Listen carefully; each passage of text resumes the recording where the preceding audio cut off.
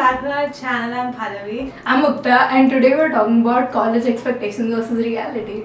Yep, so a little background. Both of us will be seniors in like less than a month, and we are studying at the University of Minnesota Twin Cities, but we're actually originally from India, so that's from Bombay. Annie. And I'm from Jaipur, so we're actually international students here. So yeah, we just wanted to kind of do a comparison of what we thought college would be like and how it actually is.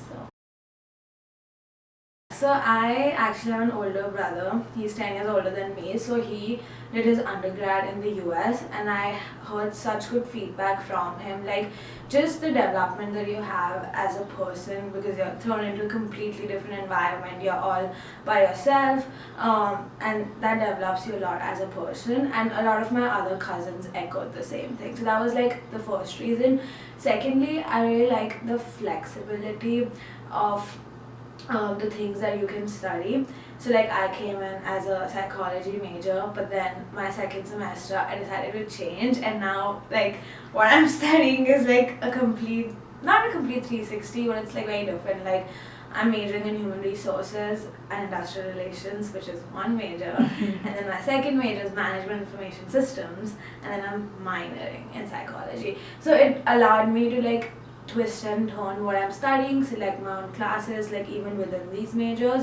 So you can really tailor your program according to what you want. And for me, like I was very confused on what I want to do. I maybe still am, but it's just like nice to have that flexibility. So those two things kind of together made me choose the US specifically.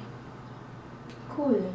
So for me, I didn't really know anyone studying here in the US for undergrad before I applied, but a lot of my family did their masters and stuff here.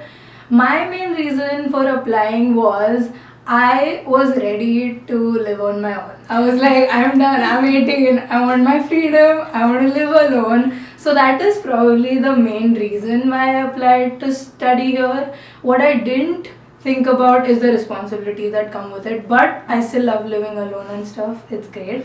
And the second reason, again, like Pallu said, flexibility. So I was decided on a major when I came here, but I didn't know if that's what I wanted to do forever, because I had a couple of interests that I wanted to work with, and I was able to do that. So I came in declared as an economics major, and I'm still in the major, so I'm doing a Bachelor of Science in Economics, but I added on another major, so I'm also majoring in psychology and potentially might minor in statistics. But yeah, so coming here allowed me to sort of make my own decision on what I want to study, and I declared my second major late into sophomore year, so I had enough time to think about it. So I applied to 6 schools in total. I didn't really think about I didn't think about it as much as I should have. So 4 out of the 6 schools were like Big Ten schools, so like the U, Madison, and a couple others like that. And then I applied to Georgia and then Boston University. So out of all of these, my main thing was like I want to go to Boston. I actually got into all of them, but just how things worked out. In the end, I ended up choosing the U, which is funny because I applied to it a day before the deadline. I wasn't originally planning on applying it. I was originally planning on applying to UC Irvine, but I decided against doing that. But then I got my acceptance.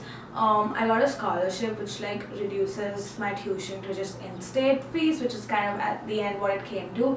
And another main reason that I chose the U was because like I guess for both of us, we've grown up in like crowded places, and so I was going away from choosing a college town because I wasn't sure if that would give me enough things to do personally, like how I've grown up, and if that would be like a way drastic shift. So the benefit that we have here is that we have 2 cities, and like when it's not storming outside or when we're not buried in snow, it's actually really nice to be in Minneapolis and St. Paul because there's so many things to do. So just ended up working like this was the best thing, and it's amazing for my major. So I think worked out well, I might but Best thing ever. yeah, so I would say I should have thought about it a little more, where I was applying, why I was applying, because I feel like I didn't reach hard enough, if that makes sense. But I'm happy with that. Yeah, because you got accepted into literally everything. Okay, so for me, I applied to 10 schools in total, and I literally just applied based off of econ rankings, which looking back, shouldn't have done that. I should have looked at it more holistically. But I applied to a couple schools in the West Coast. Again, me applying to the U was by chance. It was because I was talking to a friend and he was like, "Oh, the application's so easy." So I like applied here, and I ended up coming here, which is great because I didn't know about the U because I didn't even know Minnesota was a state. Same. Guilty as charged, but the econ program's really good, and I decided to come here. So anyway, I applied to 10 schools. I got accepted into 6 schools. The 4 schools that I really wanted to get into waitlisted me and then rejected me. Yale rejected me, Berkeley rejected me. Anyway, I'm not bitter. But yeah, so I decided to come here because in the end I was deciding between University of California, San Diego and the U. But the U was way more effective in terms of how much I was going to spend. So yeah, I decided to come here. It's cold, but I think that's the only thing that's not good about it. Like the program's really good. There's so much to do, even within school, the student groups, activities. Yeah, so that's why I decided to come here. Okay, so as Mukta said, I'd never heard of Minnesota before applying here. So once I looked into it, I don't know, I was just kind of nervous coming into here, thinking, because what I had heard, so the states that are more diverse tend to be on the East Coast, the West Coast, and somewhere in the South, not necessarily the Midwest. And so that's why I was a little more nervous coming in, because I didn't have any family that lives close by. Like my closest cousin, he lives in LA, so like on the West Coast. And so I was nervous coming in, and also I've never really lived up away from my parents. Like I've grown up in a joint family for a long time. I was like the only kid in the house, so really pampered. But I wanted to take this step. So I was very nervous coming in, but I was excited because I knew like so many opportunities. And just talking to my brother and my cousins and just like a bunch of people who were planning on going to the US to study, it was just like everyone had the same excitement and nervousness, and I'd heard like, yeah, you'll feel homesick, this will happen, but you'll get through it. So it was a mixture of things. Coming here, I would say my first semester or first year was easier than I thought it would be. Maybe because my parents came and dropped me like to the U in the state for a few days, but I also like made really good friends early on, so we kind of met the second or the third day we were here. Then we never stopped meeting. Yup, and then I also, so one of my roommates freshman year, Brooke, one of my best friends still, like I met her then, and I think that really helped with my transition, like having a roommate that really close to, having a roommate that would take you home, you know, over the weekends or holidays, so that really helped. And then of course all the other friends that I made. So my first year was easy in that sense. Classes were still a little different, like because we're used to just like memorizing stuff and spitting it out, but I liked having the freedom to think a little more. Second year was a little tougher just because I hadn't been home in a year, but over the years something that I've seen is that I expected to become more independent when I came here, and I think that actually turned out to be true, which I think is very nice. What I didn't expect was for me to like take on so many things or have so many interests or just go and get what I want, like because I kind of used to be more shy in that, but I think that has really changed. Like if there's something I want to go after, I'll go after it. If I don't know, if I want to like apply for a job or apply for a position, like I'll do it, like because I believe in myself more, if that makes sense. So I think that is something I was not necessarily expecting, but turned out to be true. So that's good. The weather, though, I was like, I can handle it. Turns out I really cannot. Like I feel cold super easily. So I don't know if Minnesota is the place for me after college, but I would say like the scale has balanced in terms of college, and I like love being here. So yeah. Yeah, I was going to talk about the weather too. Like before I came here, every time I told someone I was coming to Minnesota, they were like, "It's gonna be cold," and I was like, "Yeah, how cold is it gonna be? Like it'll snow. We'll take your Yeah. pictures. It's gonna be cold. It's fine." But it is cold. Okay, it's like 5 layers, still cold, cold. But it's only for more than half a year, which is a lot. But you get used to it, kind of. And I feel like it's like worth dealing with for everything else that exists here. One expectation that I did have coming here is because I would be living alone, I would have so much freedom to do whatever I wanted, and I was super excited. I wasn't really ever worried about being homesick because low key I was like, I was ready to like be in another place. But after I came here, actually after I came here, I wasn't really homesick. I found a group of friends too. My roommate freshman year was also really nice. So it was a really welcoming environment. What I did not think about is, along with having so much freedom, I would have to think about when to do laundry, be responsible for my own homework, be responsible for studying, eating meals on time. So I think I struggled with that quite a bit freshman year. But sophomore year and now, after we got our own apartments, and I love food, so like the meals part wasn't a problem, but like just getting the boring stuff done, like paying a phone bill, paying like electricity, which Palu keeps me on track. But stuff like that was something I didn't think about among all of the excitement.